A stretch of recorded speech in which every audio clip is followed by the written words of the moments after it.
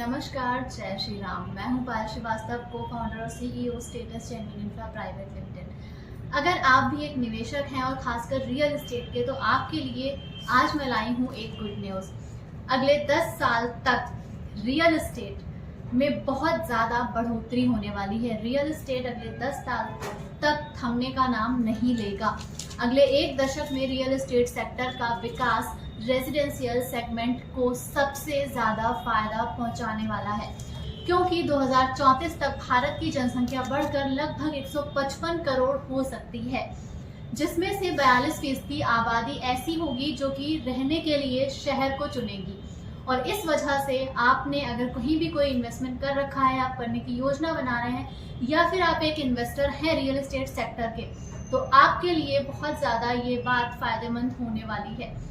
बीते कुछ समय में देश के रियल एस्टेट सेक्टर ने बहुत तेजी से तरक्की की है। हम सभी जानते हैं कि रियल एस्टेट सेक्टर कितनी तेजी से आगे बढ़ रहा है, और हैरान करने वाली बात यह है कि रियल एस्टेट की ग्रोथ ने न सिर्फ भारत के लोगों को बल्कि पूरी दुनिया को हैरान किया है। और पूरी दुनिया में ही रियल एस्टेट सेक्टर का एक बहुत ही महत्वपूर्ण स्थान है किसी भी देश की जीडीपी में।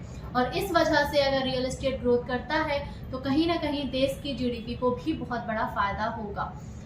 अगर हम बात करें तो घरों के साथ साथ ऑफिस और रिटेल स्पेस की डिमांड भी बहुत तेजी से बढ़ी है।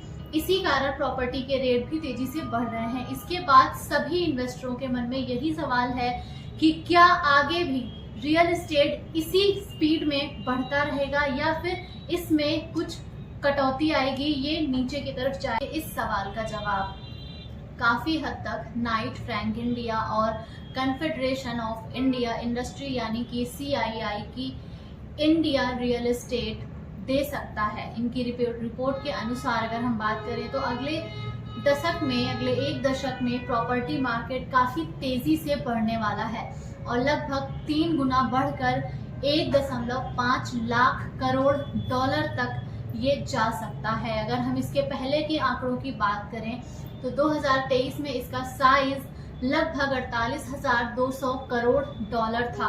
वहीं 10 साल में रियल एस्टेट की आर्थिक उत्पादन में हिस्सेदारी 7.3% से बढ़ करके 10.5% तक होने का अनुमान लगाया जा रहा है। रिपोर्ट के अनुसार युवाओं की बढ़ती संख्या, शहरीकरण के विस्तार, इंफ्रास्ट्रक्चर का विकास, मैन्युफैक्चरिंग में बढ़ोतरी और देश की जीडीपी में इसका जो हिस्सेदारी वो 10.1 लाख करोड़ डॉलर तक पहुंचने का अनुमान लगाया गया है।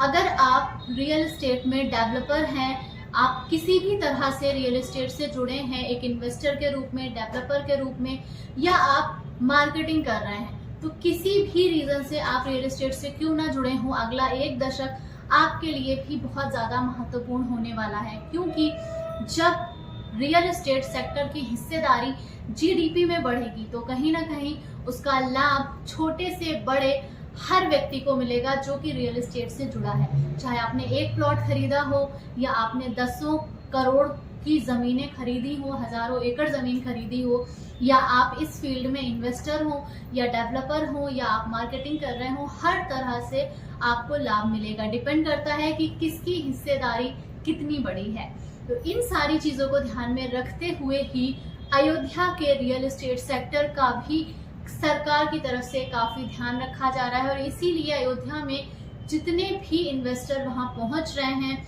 रियल एस्टेट से जुड़ने के लिए, वो सभी कहीं ना कहीं हर तरह के अप्रूवल को लेकर के भी अयोध्या में पहुँच रहे हैं। और अयोध्या समेत पूरे उत्तर प्रदेश में पहले की तरह काम करना अब संभव भी नहीं है। आपको काम लीगल तरीके से ही करना पड़ेगा। अब पहले की तरह डग्गामारी वाली चीज़ें यहाँ पे चलने वाली नहीं है। और इसी की वजह से बायर भी अपने आप को सेफ महसूस करते हैं। साथ ही साथ कंपनियों को भी कहीं ना कहीं काफ़ी प्रॉफिट होता है इस चीज़ से, क्योंकि जब आप सही तरीके से काम करते हैं तो आपके पास आने वाला पैसा भी सुरक्षित होता है और आपको किसी का डर भी नहीं होता है। तो अगर आप अयोध्या में निवेश करने जा रहे हैं तो सारी चीज़ों का ध्यान रखें। रियल एस्टेट सेक्टर में अयोध्या के अलावा भी अगर कहीं निवेश कर रहे हैं तो ज़रूर करिए, क्योंकि अगले 10 साल इस सेक्टर के लिए बहुत ज़्यादा महत्वपूर्ण है। इसी तरह की इंफॉर्मेशन से भरी हुई वीडियोस देखने के लिए आप चैनल को सब्सक्राइब करें, शेयर करें, लाइक करें और अगर आपको वीडियो पसंद आ रहा है तो कमेंट भी करें। नमस्कार, जय श्री राम। हम अगले वीडियो में फिर से मिलेंगे।